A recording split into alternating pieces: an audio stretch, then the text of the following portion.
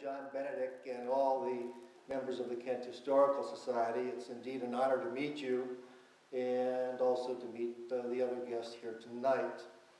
As everybody knows, my topic is Martin L. Davey, perhaps Kent's most famous son, a mayor, congressman, and governor. I'll certainly talk about him, but I'll also discuss early Kent. I'm sure there are many of you who already know quite a bit about the city, but I suspect that fewer of you know much about Martin Davey, even though he was one of Ohio's most famous politicians in the 1920s and 30s.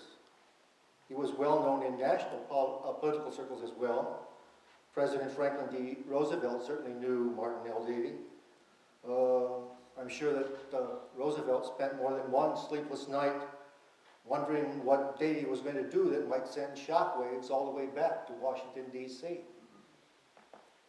Martin Luther Davey, frequently referred to as ML by his legion of friends and supporters, was born on July 25th, 1884, in a two-room house on Grant Street, near the Cuyahoga River. The house wasn't much to look at.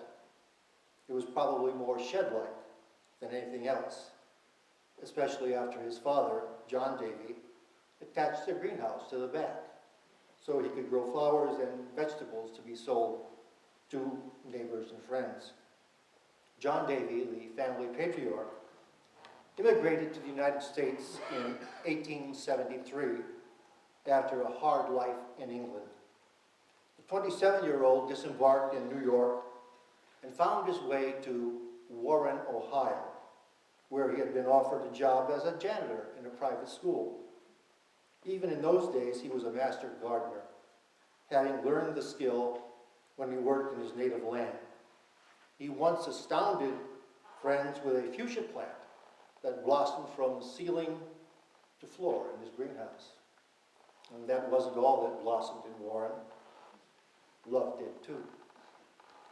He joined the Disciples' Church and met 20-year-old Bertha Reeves, the pastor's daughter. They married in 1879 and had their first child, a daughter, Val, a year later. The couple had 6 others. Martin was the third child and second son. 2 of the 7 children, Ira and Rosella, died in childhood. In 1880, John Davey, with his young family, moved to Kent, where he had been offered a job trying to clean up Standing Rock Cemetery, which was then just a tangle of untended trees and shrubs. What happened next was almost miraculous. John Davey applied all his horticultural skills in earnest and turned the run-down, forlorn cemetery into a thing of beauty. More importantly, all of the experimentation he conducted resulted in the birth of a new science, tree surgery. And John Davey became the tree doctor, a title he also used for his first book, published in 1901. It was this book, The Tree Doctor, that spawned the Davey Tree Expert Company, the one business that more than any other is synonymous with Kent, Ohio, the Tree City. Certainly, John Davey was a horticultural and entrepreneurial genius, but his fellow townsmen didn't think so.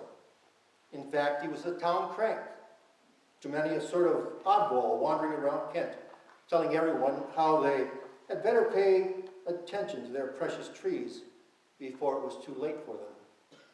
He was, before the term even became popular, a keen environmentalist.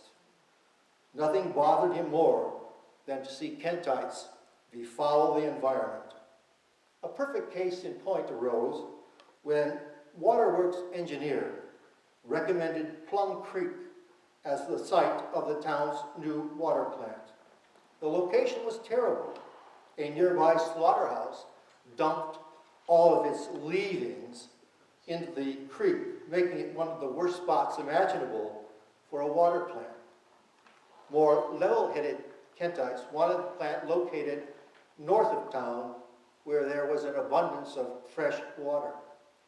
The issue was so hot that the editors of two local newspapers, the Kent Courier and the Kent News, got into a public fistfight over it. John Davey jumped into the debate against the Plum Creek site, but its cause was already lost because influential Kentites who owned valuable land adjacent to the site were already counting their profits.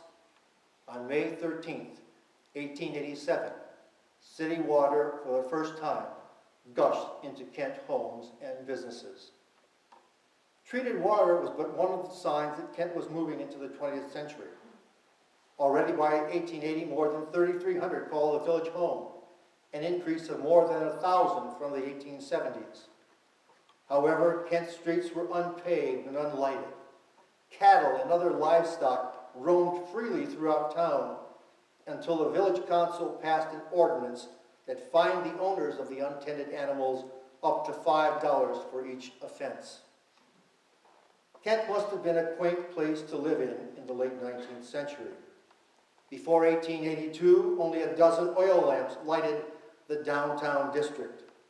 By 1882, those oil lamps gave way to 50 Belden vapor gasoline lamps resting on cedar posts throughout the village. And Kent children loved to follow lamplighter Ovie Nichols as he made his rounds every evening until the gasoline lamps were replaced by gas lights. It took then the genius of Thomas Edison finally to electrify the city lighting in 1889. This was the Kent that Martin L. Davey knew in the earliest years of his life. His family was poor. For all his hard work, John Davey struggled to put a roof over his family's head and food on their table. He didn't earn much money, and even with the little he had, he was a poor manager. He and the Davey children would have been worse off if it were not for the family matriarch, Bertha Reeves Davey. Years after she died, Martin Davey recalled how his mother could stretch the meagerest of provisions. With some milk from a cow the family kept out back, a little flour and some water, she could bake the most tempting bread, pies, and donuts. Out of a 5-cent soup bone and homegrown vegetables, she was able to concoct a delicious beef stew. Sometimes, though, times were so hard that the entire family had to be bailed out by the contributions of a few dollars from Mrs. Davey's brothers. Given the family's poverty, it's not surprising that the children had to pitch in whenever they could. By age 10, Martin had already established a horseradish root. John Davey planted the horseradish, but young Martin had to dig it out of the frozen ground in February and March, grate it, and frequently his own knuckles, he wouldn't charge for the extra protein, and sell it for a nickel a cup to his customers. Later in the spring, he sold his father's crop of pansies to neighbors and friends, earning enough money in the process to buy his sister Belle a new dress for her high school graduation, his mother a new hat, and his own first pair of long pants. Even with young Martin's entrepreneurship, the Davey family was never more than a few dollars away from abject poverty. Not surprisingly, the family moved frequently. The first house John Davey provided for his family was a barn-like structure on Manaway Street, near the cemetery where he worked. This was in 1880, the year Belle Davey was born. A few years later, the family moved, this time to the 2-room house John Davey built on Grant Street. Within a few years, John Davey could no longer keep up the payments, so the family moved again, this time to the front of a house on Fairchild Avenue. No matter how hard he worked, grading lawns and planting flower beds, John Davey again could not pay the rent. In 1894, the family moved once more, this time to an old house farther west on Fairchild Avenue. The house was badly in need of paint and was in a terrible state of disrepair, but it was all John Davey could afford. Martin Davey lived here from age 10 to 15. This was also the house where the last 2 Davey children, Paul and Rosella, were born. Martin was put to work again, going door to door, selling the produce from his father's large garden. He had a salesman's temperament, smiling and polite. He was a very observant young fellow, noticing, for instance, that whenever he saw houses with neat flowers and lawns, he knew there would be friendly people and likely customers. Martin would begin his rounds early in the morning, knocking on the back doors of customers along his route. His powers of observation extended beyond flowers and lawns.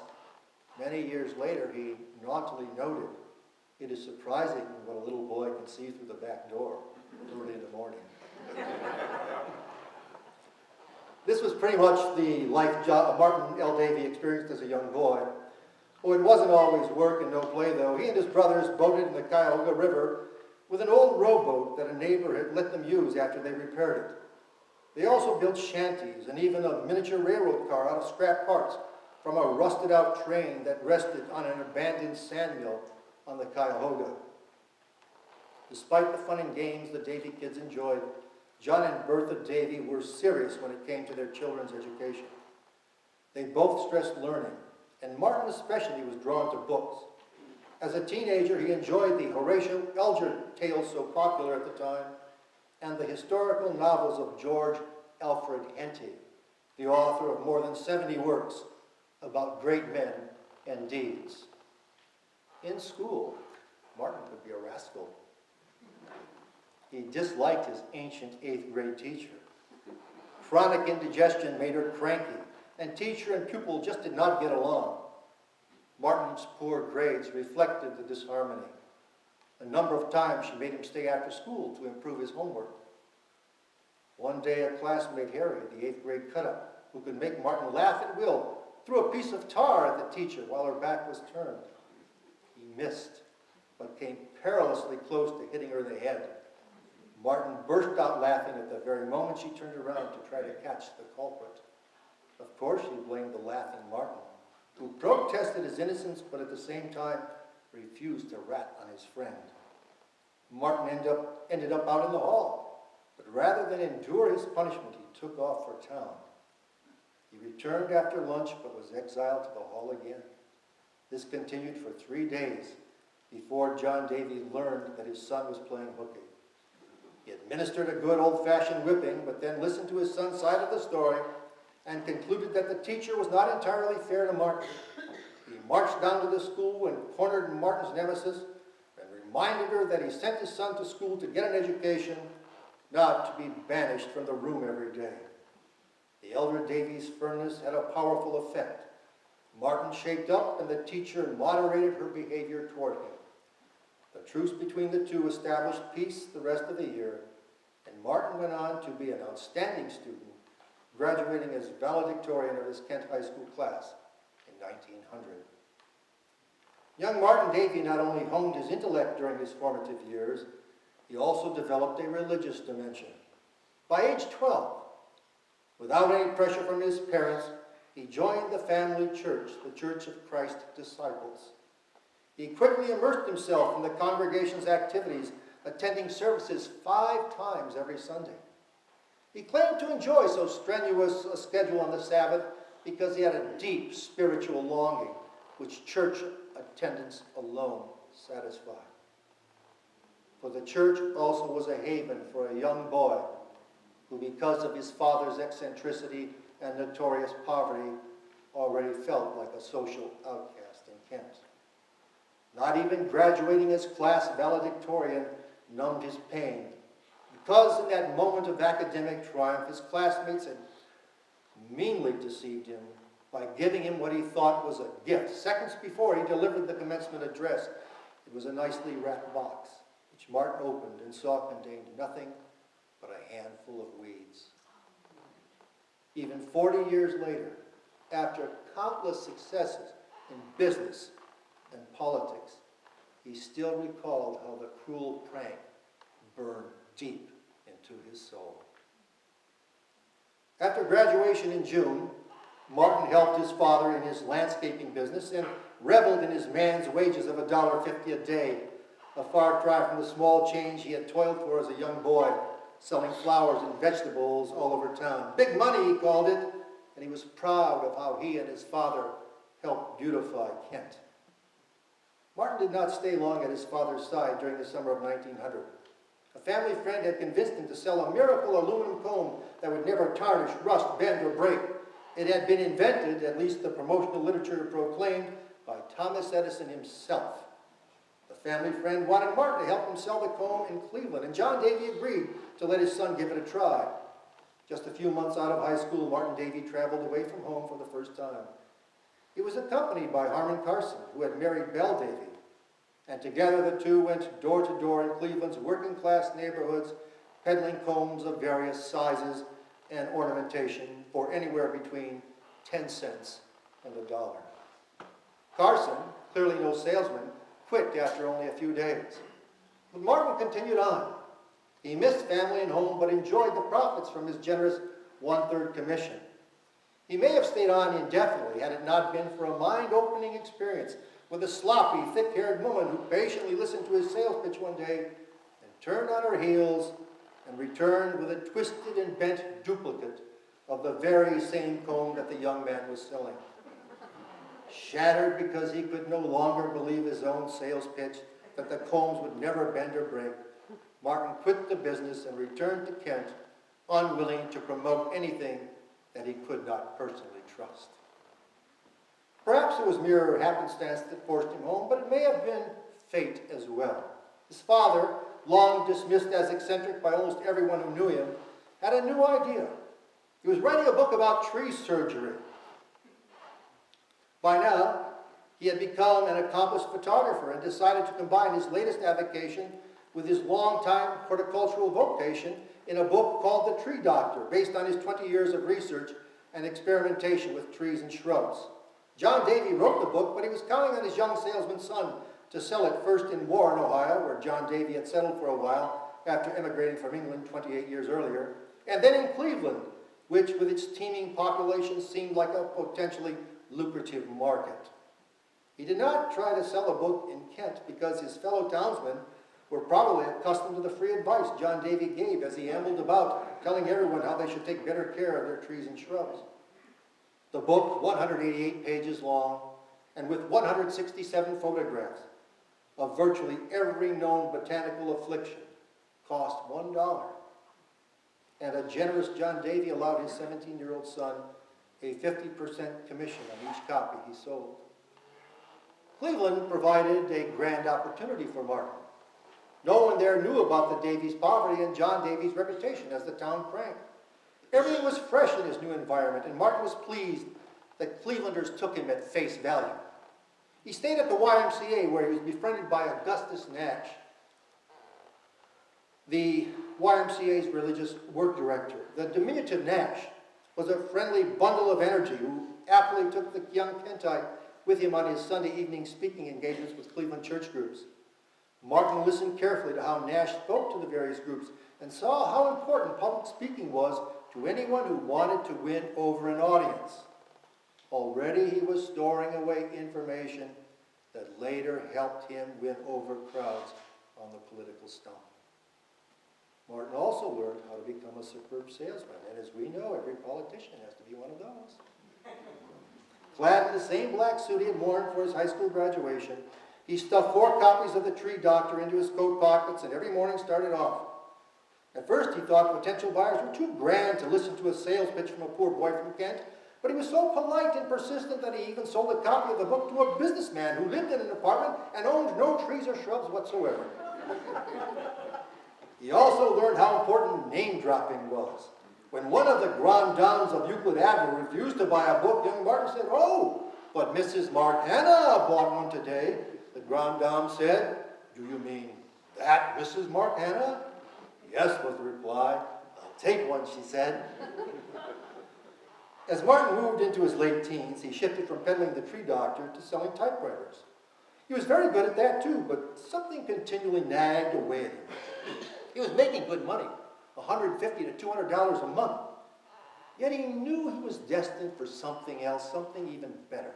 His high school principal was an Oberlin College graduate, and he had filled young Martin's head with the advantages of an Oberlin education. So at age 20, Martin Davey applied for admission. He had been a stellar high school student, so getting into Oberlin was no problem, except for the fact that Kent High School at the time had only a 3-year program. and Oberlin required students to complete 4 years of high school before being admitted to the college. Consequently, Martin had to go to Oberlin Academy, a prep school for Oberlin College. If he succeeded there, he would be admitted to the college proper.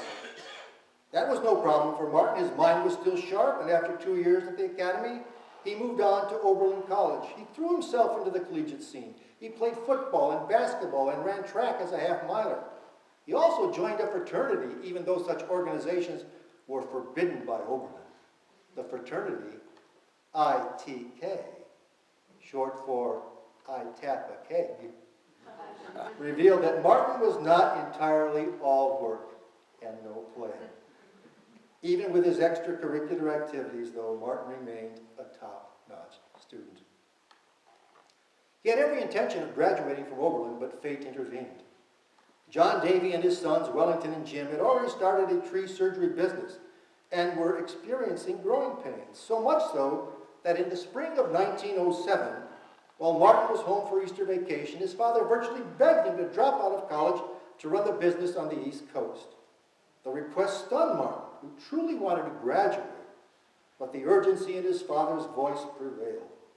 Martin accepted the offer and sadly but resignedly returned to Oberlin to retrieve his belongings and say goodbye to his classmates and some of his favorite professors.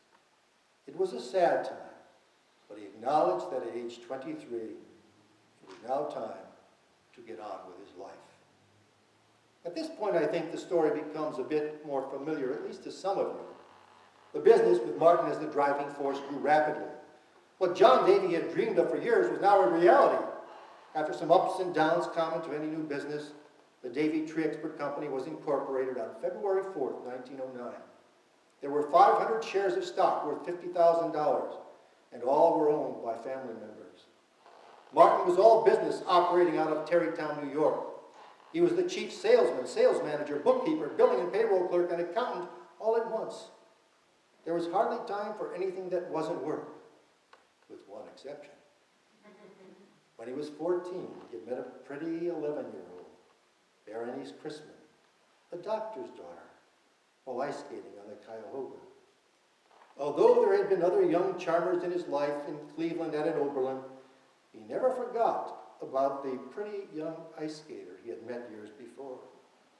She was now 20 and an honor student at Bucktown College, or later Akron University. After a year-long courtship, the couple married on August 31st, 1907. They had 3 children, a daughter, Evangeline, born on May 30th, 1911, a second daughter, Mary Berenice, born on June 15th, 1916, and a son, Martin Jr., born on February 7th, 1918. Mary Berenice, known to the family as Happy because of her effervescent demeanor, died on January 31st, 1919, during the influenza epidemic that took millions of lives worldwide. She was only 2 years old, and her death was a stunning blow to the family. Martin called it the most acute and lasting sorrow that he had ever experienced. In 1912, Martin was bitten by the political bug. It began when he and some friends traveled to Ravenna, the Portage County seat, to listen to the returns of the presidential election that year as they ticked in on the telegraph. Martin was overcome with enthusiasm as his favorite, Woodrow Wilson, appeared to be winning. And in a moment of sheer joy, blurted out, "I am going to run for mayor of Kent next year." The thought had appeared out of thin air. He had never said a word about running for office, but urged on by exuberant friends, that's exactly what he did. The Kent he wanted to lead was no particular prize in the early 20th century. In 1912, it was scarcely more than a muddy little village.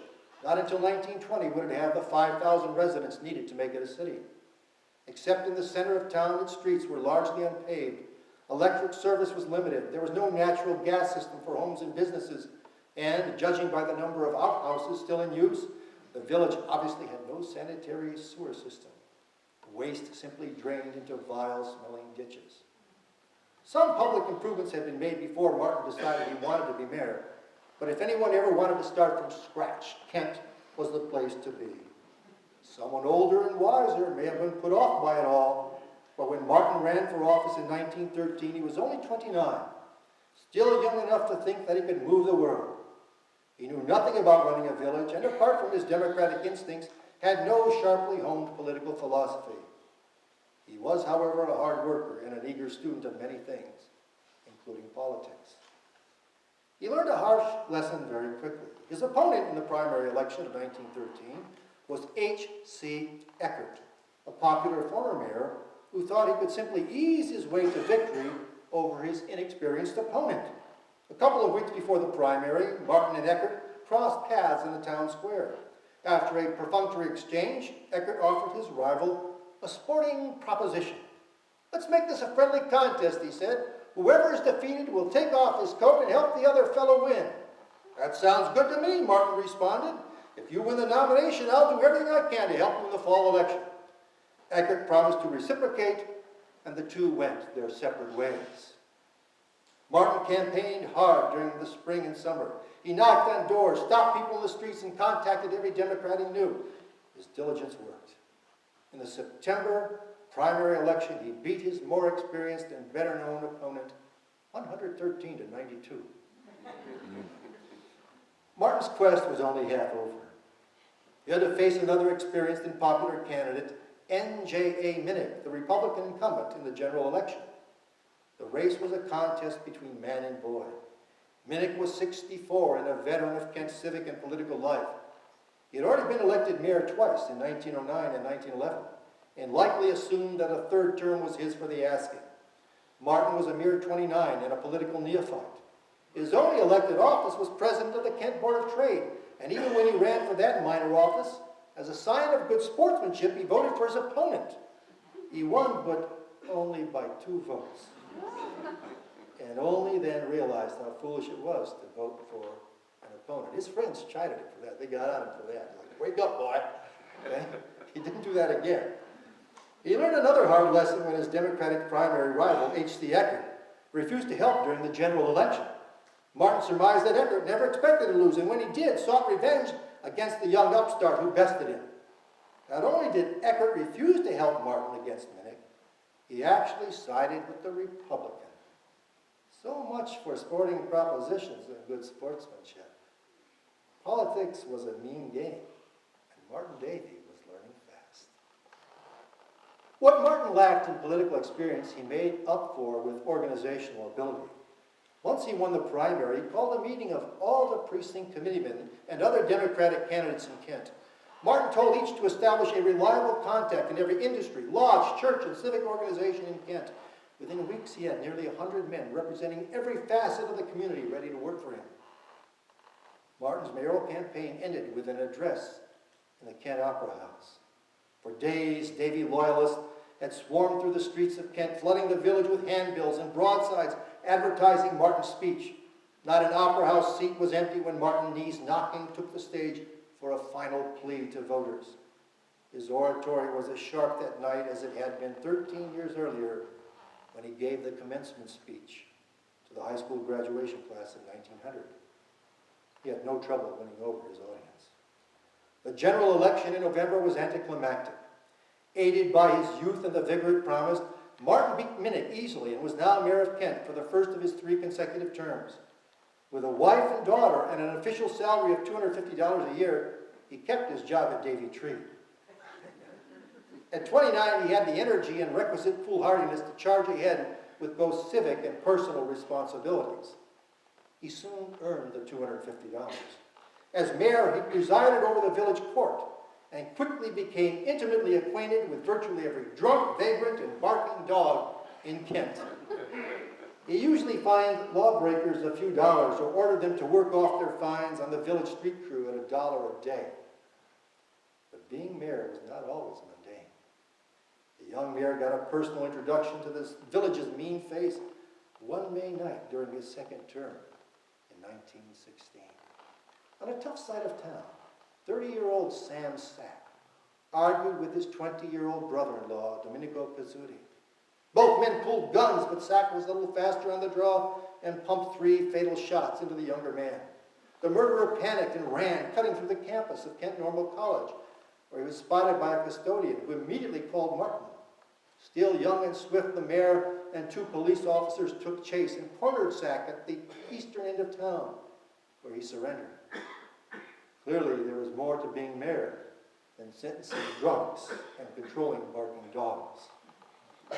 Martin was popular enough to be reelected in 1915 and 1917. Most Kentites cheered when he scared the privately owned Kent Water and Light Company into providing better service and lower rates by threatening to build a municipal water and light plant. He also pressured the Northern Ohio Traction Company, a trolley line connecting Kent with Ravenna and a number of other neighboring communities, into providing better service. But highest on his list of municipal improvements was a sewage plant, an unglamorous project to be sure, but certainly a necessity for a village whose waste system was so bad that the State Board of Health ordered it to construct the sewage plant by January 1st, 1916. With Mayor Davey in the lead, citizens passed a $90,000 bond issue and work began on the plant. Although escalating wages and other expenses doubled the cost of the project, by 1916, Kent residents could flush away to their heart's content. Something else was happening in Kent while Martin was mayor, something in the long term that was more significant than even the most up-to-date sewage disposal system. Martin could not lay sole claim to it, but much of its early development occurred during his mayoral watch. On May 10th, 1910, the Ohio State Legislature authorized the creation of 2 normal schools, teachers' colleges, one to be located in the western part of the state, the other in the eastern. Members of the Kent Board of Trade, eager to bring so important an educational plum to Kent, created a committee to persuade the State Educational Commission that their village was perfect for the new college. Martin and other civic leaders traveled to Columbus to present Kent's case. The committee was well armed. It already had leading citizen William S. Kent's promise to donate his farm of more than 50 acres on East Main Street as the site for the college. The day the state commissioners came to Kent to view the site, it poured. The Kentites had 1 hour to make their case.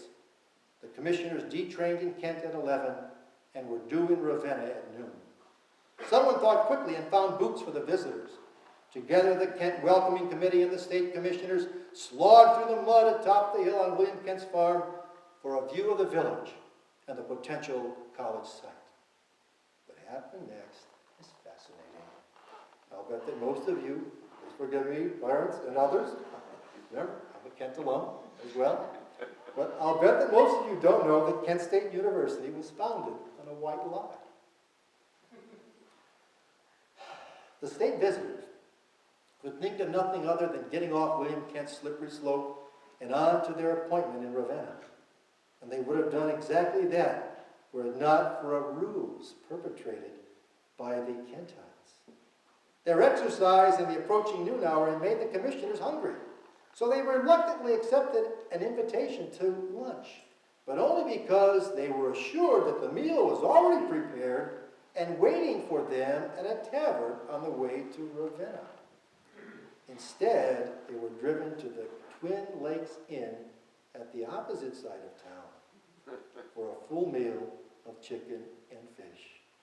And while they ate, they were bombarded with pro-Kent propaganda.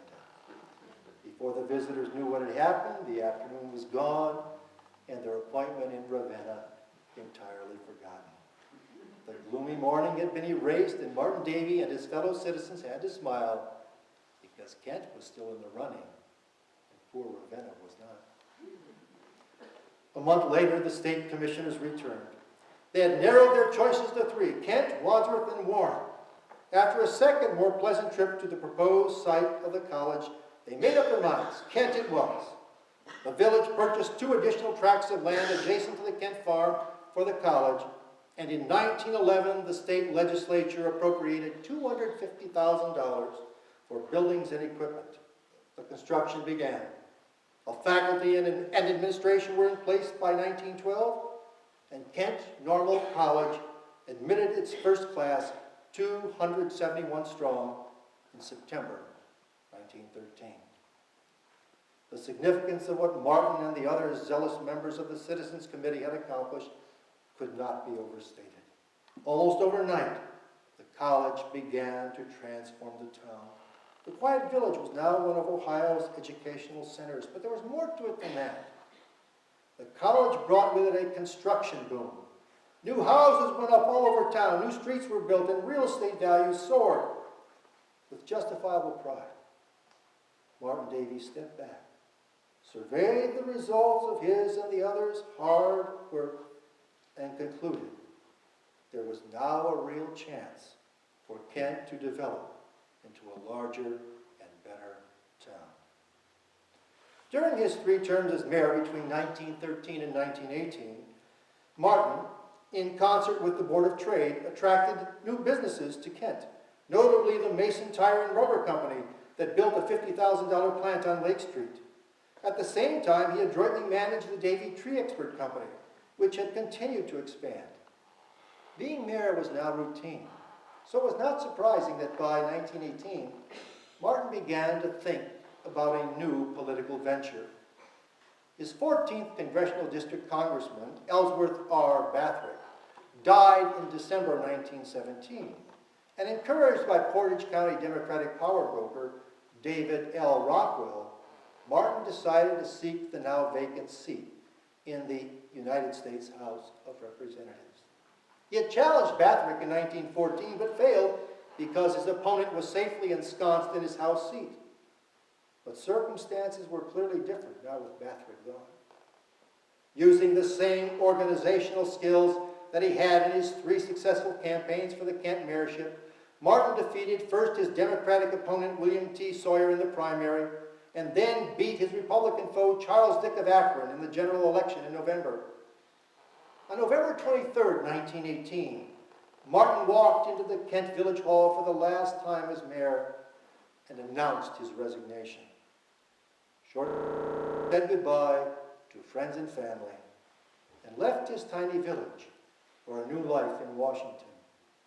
As his train departed, he looked wistfully back at Berenice and his children. Kent would always be home, but he could never truly go home again. And thank you very much.